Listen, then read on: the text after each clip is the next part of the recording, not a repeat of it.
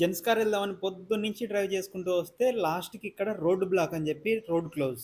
లమ్యూర్ నుంచి just left తీసుకోగానే స్వర్గానికి రూట్ ఇది. జెంట్స్ కార్ వెళ్తున్నాం. Magnetic hill. కానీ మ్యాగ్నెటిక్ ఎఫెక్ట్ అయితే లేనే లేదు ఇక్కడ.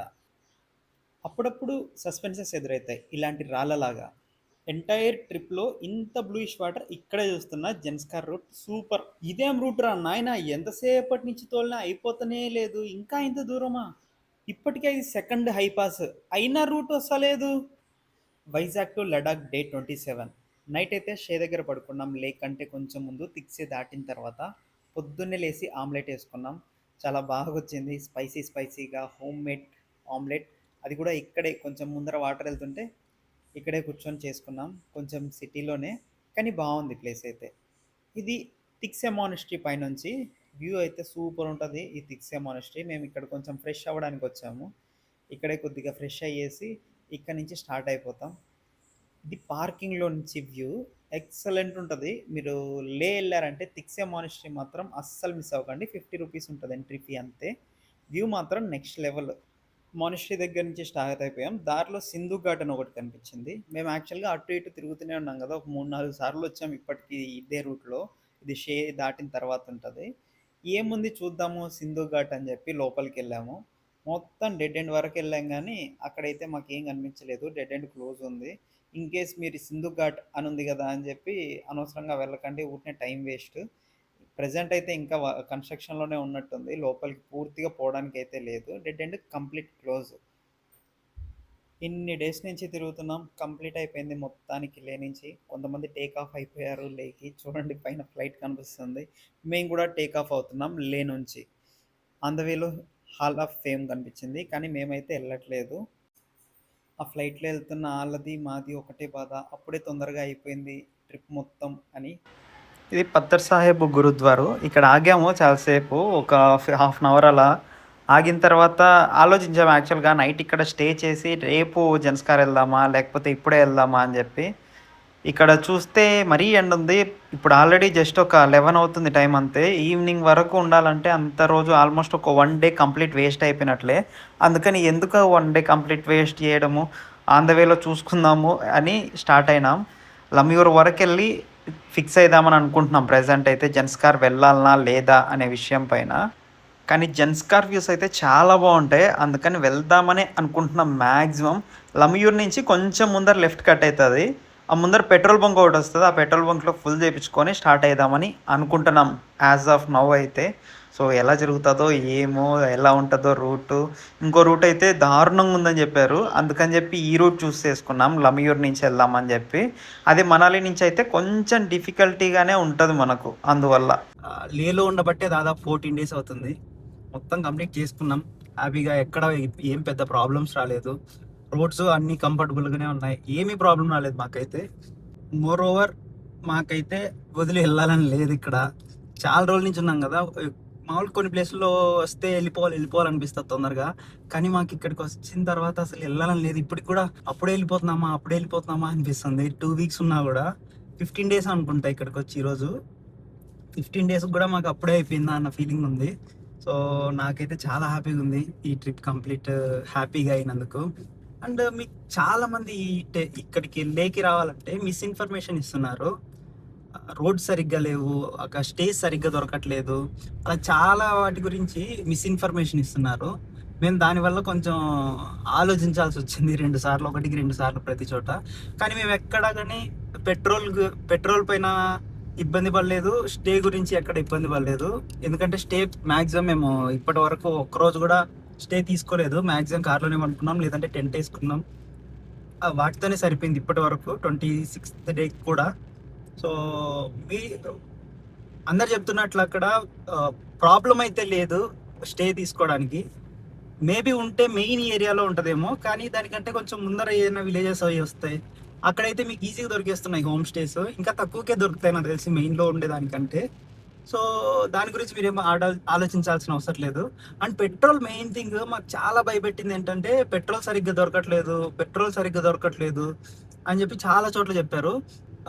జెరీ క్యాన్స్ క్యారీ చేయండి, ఎక్స్ట్రా ఫ్యూల్ ఖచ్చితంగా క్యారీ చేయండి అని చెప్పారు. మేము వచ్చి దాదాపు టూ వీక్స్ అవుతుందా, 2 వీక్స్ నుంచి ఎక్కడ మేము పెట్రోల్ ఇష్యూ ఫేస్ చేయలేదు. అన్ని చోట్ల పెట్రోల్ దొరుకుతుంది. కాకపోతే మెయిన్ సిటీలో మెయిన్ వితౌట్ ఇథనాల్ మిక్స్ చేయని పెట్రోల్ దొరుకుతుంది ఓన్లీ లేలోనే. లే నుంచి తర్వాత లోపల సర్క్యూట్ ఎక్కడికి వెళ్ళినా మాక్సిమం మీకు E20 దొరుకుతుంది. కానీ దొరకడం అయితే దొరుకుతుంది, ఇబ్బంది అయితే ఏం లేదు. పెట్రోల్ ప్రతి చోట దొరుకుతుంది. మమ్మల్ని చాలా భయపెట్టారు యాక్చువల్గా, పెట్రోల్ దొరకట్లేదు అని చెప్పి. ఇలా చెప్పడం వల్ల మేము ఆల్మోస్ట్ ట్రిప్ క్యాన్సిల్ చేసుకునే సిచ్యువేషన్ కూడా వచ్చింది. మళ్ళీ అక్కడికి వెళ్ళిన తర్వాత ఫ్యూయల్ దొరకకపోతే మళ్ళీ మధ్యలో అయిపోతామేమో, మళ్ళీ అక్కడ ఫేస్ చేయాల్సి వస్తుంది ప్రాబ్లం అని చెప్పి భయపడి అయిపోదామని కూడా అనుకున్నాం. కానీ ఇంకా ఏదైతే అది కొంతమందిని కనుక్కొని ఇంకొన్ని వీడియోస్ చూసి వచ్చాము. ఏదైతే అది కానీ చూద్దామని చెప్పి. కానీ మాకైతే నేను ఎక్కడ ఒక్క చోట కూడా నేను ఎక్స్ట్రా ఫ్యూయల్ క్యారీ చేయలేదు. ఐ మీన్ జెర్రీ క్యాన్లో కానీ మేము ఎక్స్ట్రా క్యారీ చేయలేదు. మొత్తం మామూలుగా కార్లో పట్టుకునే సరిపోతుంది. కాకపోతే ఏంటంటే మీరు ఎక్కడికి వెళ్ళినా మీకు ఒక హాఫ్ ట్యాంక్ అయిపోతుంది అనగానే నెక్స్ట్ పెట్రోల్ బంక్ ఎక్కడ కనిపిస్తే అక్కడ కొట్టించేసుకోండి, సేఫ్ సైడ్కి ఉంటుంది. ఎందుకంటే మనమేమి ఎట్ట తిరిగి యూజ్ చేసేదే ఉంటుంది. సో ఎప్పుడు పెట్రోల్ బంక్ కనపడినా మీకు ఒక 3 పాయింట్ 4 పాయింట్ తగ్గిందంటే వెంటనే పట్టించేసుకోండి. మళ్ళీ ఎప్పుడు అవసరం అవుతుందో తెలియదు. ఎందుకంటే రోడ్స్ ఒక్కోసారి బ్లాక్ అయిపోతాయి, దానివల్ల మీరు ఆగిపోవాల్సి వస్తుంది. అలా ఒక్కో సిచ్యువేషన్ క్రియేట్ అవుతాయి. సో అదొకటి. ఒక్క చోట డౌట్ వచ్చింది అయిపోతుందేమో అని. ఎక్కడంటే ఉమ్లింగ్లోకి వెళ్ళేటప్పుడు హన్లీ మీద వెళ్తాము. అక్కడి నుంచి మనకి ఎక్కడ దొరకదు. ప్యాంగాంగ్కి వెళ్ళే ముందు డుర్బుక్ అని ఒక విలేజ్ వస్తుంది, అక్కడ పెట్రోల్ దొరుకుతుంది. అది దాటిందంటే మళ్ళీ మనకు నియోమా వరకు మళ్ళీ పెట్రోల్ దొరకదు. అక్కడి నుంచి అక్కడికి దాదాపు 173 కిలోమీటర్స్ స్ట్రెచ్ ఉంటుంది. సో మళ్ళీ మనకు ఉమ్లింగ్లో వెళ్ళాలంటే వెనక్కి వచ్చి కొంచెం అక్కడ కొట్టించుకున్నారనుకోండి మళ్ళీ సరిపోద్ది, ప్రాబ్లం ఉండదు. లేదంటే మీరు ఎక్స్ట్రా ఫ్యూయల్ క్యారీ చేయాల్సి వస్తుంది. కానీ ఒక 20 కిలోమీటర్స్ వెనక్కి వచ్చి పోవడం పెద్ద ఇబ్బంది ఏమి ఉండదు. సో వచ్చి కొట్టించుకొని వెళ్ళండి, మీకు ఆలోచించే పని ఉండదు. వాళ్ళు కొడుతున్నారు కానీ జెర్రీ క్యాన్స్ ఉంటేనే కొడుతున్నారు, స్టీల్వి. మామూలుగా ప్లాస్టిక్ వాటిల్లో అయితే కొట్టట్లేదు. ప్రాబ్లం అయితే ఏం లేదు. మేబీ బైక్స్కి ఏమన్నా ఇబ్బంది వచ్చేమో, మైలేజ్ తక్కువ వచ్చి ట్యాంక్ కొంచెం తక్కువ ఉంటుంది కాబట్టి, కిలోమీటర్ రేంజ్ తక్కువ ఉంటుంది కాబట్టి. నాకైతే ఎక్కడ ప్రాబ్లం అవ్వలేదు. ఈ రాయి చూడండి ఎంత ఉందో, పైనుంచి పడింది. ఇట్లాంటి చాలా చోట్ల కనపడే ఛాన్సెస్ ఉన్నాయి. మాకైతే కొంచెం ఇంత పెద్దది కనపడలేదు కానీ కొన్ని కనపడ్డాయి చాలా చోట్ల. రోడ్డు అయితే కొద్దిగా చూడ్డానికి బాగుంది, వ్యూస్ అయితే సూపర్ ఉన్నాయి. కానీ షూటింగ్ స్టోన్స్ ఉన్నాయి అక్కడక్కడ, చూసుకుంటూ రండి. మాకైతే వాటర్ ఇక్కడే ఫస్ట్ టైం కనపడింది ఎంటైర్ లేలో. ఇక్కడ కనపడింది బ్లూ వాటర్, చాలా బాగుంది అసలు చూడడానికి. చూడండి ఎంత వ్యూ ఉందో. మొత్తం చాలా సేపటి నుంచి ఇదే రూట్లో ఇలానే వెళ్ళిపోతూ ఉన్నాం. 2 పక్కల కొండలు ఉంది, అటు ఇటు మొత్తం చూసినంత ఉన్నాయి కొండలు కూడా పైకి. జాన్స్కార్కి స్టార్ట్ అయ్యాము. లమయూర్ దగ్గర నుంచి కొంచెం ముందర లెఫ్ట్ కట్ అవ్వాలి. అక్కడి నుంచి కట్ అయిన తర్వాత వ్యూస్ ఉన్నాయి, మామూలుగా లేవు. కొండలు అయితే చూసినంత హైట్ ఉన్నాయి. 0.5లో పెడితేనే కనబడుతుంది కొండ. 1xలో చూడండి ఖచ్చితంగా కనబడదు. చూడండి ఎంత ఉందో, 1లో కనబడదు, 0.5 పెడితేనే కనబడుతుంది. అంతున్నాయి. దారిలో కూడా చాలా బాగున్నాయి. ఇంకా ముందర కాసేపు ఆగాము ఇక్కడ బాగుందని చెప్పి. మీరు ఒకవేళ లదాఖ్ వస్తే జన్స్కార్ అస్సలు మిస్ అవ్వకండి. అంటే ఇంకో రోడ్ ఉంది, సంగం పాయింట్ దగ్గర నుంచి అటు వెళ్ళొచ్చు జన్స్కారు. Road only Saturday and Wednesday open ఉంటుందని చెప్పారు. అందుకని చెప్పి మేము లమయూర్ నుంచి స్టార్ట్ అయినాం. సో లమయూర్ నుంచి కూడా వ్యూస్ ఏం మామూలుగా లేవు, చాలా బాగున్నాయి వ్యూస్ ఇటువైపు కూడా. సో మీరు వస్తే పక్కా రండి ఇటు. అక్కడ ఎలా ఉంటుందో నాకు తెలియదు కానీ మరి జన్స్కార్ వ్యాలీ దారిలో మాత్రం వ్యూస్ చాలా బాగున్నాయి. అండ్ ఇంకోటి ఏంటంటే మేము అటు వెళ్తే గ్రౌండ్ క్లియరెన్స్ తక్కువ ఉంది కదా కార్కి, దానివల్ల ఇబ్బంది అవుద్ది అన్నారు కొంతమంది. అందుకని చెప్పి మేము ఈ రూట్ తీసుకున్నాం. దూరమైనా కూడా పెట్రోల్ ఎక్కువైనా పర్లేదు కానీ సేఫ్గా వెళ్ళాలని చెప్పి ఈ రోడ్లో తీసుకుంటున్నాం మేము, కొంచెం లాంగ్ రూట్. మీరు బైక్ వస్తే వెళ్ళిపోవచ్చు అటువైపు నుంచి అయినా, ప్రాబ్లం లేదు. ఆ రోడ్లు కూడా చాలా బాగున్నాయి, చూశాను వీడియోస్. కానీ మాకు కొంచెం రూట్ బాగుండాలని చెప్పి నేను ఈ రూట్ తీసుకున్నా. చూద్దాం. ఇంకా మామూలుగా అయితే 8:30 చూపిస్తుంది జాన్స్కార్. అక్కడి నుంచి మళ్ళీ మనం చాలా ముందుకెళ్ళాలి, అది ఈరోజు అవ్వదు. మ్యాక్సిమం నైట్ జాన్స్కార్ కానీ అంతకంటే ముందు కానీ ఎక్కడన్నా నైట్ స్టే చేసి తర్వాత వెళ్దాం. సరే మరి చలో. ఒకవేళ మీ లిస్ట్లో జన్స్కార్ లేకపోయినా కూడా మళ్ళీ మీరు రిటర్న్ టువర్డ్స్ శ్రీనగర్ వెళ్ళిపోయే వాళ్ళు లమ్మయూరు దగ్గర నుంచి ఒక లెఫ్ట్ కొంచెం ముందర ఒక 4-5 కిలోమీటర్స్ ముందు లెఫ్ట్ వస్తది. అక్కడి నుంచి లెఫ్ట్ తీసేసుకోండి. సూపర్ ఉంటాయి లొకేషను. ఒక 50 కిలోమీటర్స్ అలా రండి. ఇక్కడి వరకు రావచ్చు మీరు. ఈ ప్లేస్ ఏదైతే ఇప్పుడు నేను వీడియో తీస్తున్నానో ఇక్కడి వరకు రావచ్చు. వ్యూస్ అయితే సూపర్ ఉంటాయి. ఇక్కడి వరకు వచ్చి కావాలంటే రిటర్న్ వెళ్ళిపోండి. అసలు మీరు రిగ్రెటే అవ్వరు. నాకు తెలిసి ఈ సజెషన్ అయితే ఇప్పటి వరకు ఎవ్వరు ఇవ్వలేదు. నేను వినలేదు ఇచ్చినట్లు కూడా. చాలా మంది వీడియోస్ చూశాను కానీ ఎవ్వరు నాకు ఇలాంటి సజెషన్ ఇవ్వలేదు. ఒకవేళ ఇచ్చినుంటే నేను కూడా అదే చేసేటోన్నేమో. ఎందుకంటే పోను రోడ్లు మరీ దారుణంగా ఉన్నాయి. చాలా హై పాసెస్ ఉన్నాయి దీంట్లో. యాక్చువల్‌గా మాకంత చూపియలేదు. ఒక్క పాసే చూపించింది మ్యాప్‌లో చూసినప్పుడు. దానివల్ల మేము మిస్టేక్ అయ్యి కంటిన్యూ చేస్తూ వెళ్ళాం. కానీ లొకేషన్స్ మాత్రం చాలా బాగున్నాయి.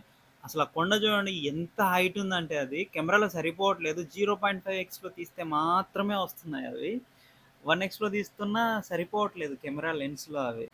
కొంచెం ముందుకెళ్ళిన తర్వాత ఒక 1 ½ అవర్ ట్రై చేసిన తర్వాత రోడ్డు బ్లాక్ అయిపోయింది. ఏంటి అని చెప్పి అడుగుదాం అని చెప్పి ట్రై చేశాను. వాళ్ళు రోడ్ కన్‌స్ట్రక్షన్ టైం పడతది అని చెప్పారు. రిక్వెస్ట్ చేసుకుంటే ఓకే అని చెప్పి స్పేస్ వదిలారు. ఇది మాకు వచ్చిన ఫస్ట్ హై పాస్. సిర్సిల్లా పాస్ ఇది. ఇది కూడా 15,000 ఫీట్ పైనే ఉంది. మొత్తం స్టిక్కర్లు అంటించి పడేశారు. ఎంత హైట్ ఉంది ఏంటి అని తెలుసుకోవడానికి కూడా వీలు లేకుండా. చూడండి ఇంత డ్రైవ్ చేయాలి ఇప్పుడు మనం. మొత్తం చూసినంత ఉంది రోడ్డు. పైనుంచి కిందికి దింపి మళ్ళా పైకి ఎక్కిస్తాడు. ఈ రోడ్ అయితే ఖచ్చితంగా క్యాష్ క్యారీ చేయండి. ఇక్కడికి వచ్చేటప్పుడు మీరు నార్త్కి వస్తున్నారంటే మాకు ఎక్కడి నుంచి స్టార్ట్ అయిందంటే అమృత్సర్ నుంచి స్టార్ట్ అయింది యాక్చువల్గా క్యాష్ అవసరం అని చెప్పి. ఎందుకంటే వాఘా బార్డర్ వెళ్ళినప్పుడు క్యాష్ అవసరం వచ్చింది. దాని తర్వాత మళ్ళీ మాకు శ్రీనగర్లో కూడా నెట్ వచ్చినా కూడా వాళ్ళు చాలా వరకు క్యాష్ అడుగుతున్నారు. సో క్యాష్ క్యారీ చేయడం బెటర్. ఒక 5,000 10,000 వరకు క్యాష్ క్యారీ చేసుకోండి. నేనైతే ఒక 10,000 క్యారీ చేశాను కానీ మొత్తం మేమేం యూజ్ చేయలేదు. మాక్సిమం పెట్రోల్ బంకుల్లో అయితే మాకు ఇప్పటి వరకు ప్రతి పెట్రోల్ బంక్ దగ్గర సిగ్నల్ వచ్చింది. ఫోన్ పేతోనే యూజ్ చేసేసాము. పెట్రోల్ బంక్ దగ్గర ఎక్కడ మాకు ప్రాబ్లం అవ్వలేదు. అండ్ ఇక్కడైనా మీరు ఏమైనా కొనుక్కోవాలంటే కొంతమంది ఫోన్ పే ఉన్నా కూడా తీసుకోరు. క్యాష్ కోసమే అడుగుతారు వాళ్ళు. హోమ్ స్టేస్ అయి వెళ్తారు కదా, అక్కడికి వెళ్ళినప్పుడు కూడా కొంచెం సిగ్నల్ రాకపోతే క్యాషే తీసుకుంటారు. మేము మ్యాక్సిమం తీసుకోలేదు కాబట్టి మాకు అంత అవసరం పడలేదు. మీరైతే క్యారీ చేయండి, క్యాష్ ఖచ్చితంగా అవసరం వస్తుంది. అండ్ ఇంకొకటి ఇన్నర్ లైన్ పర్మిట్.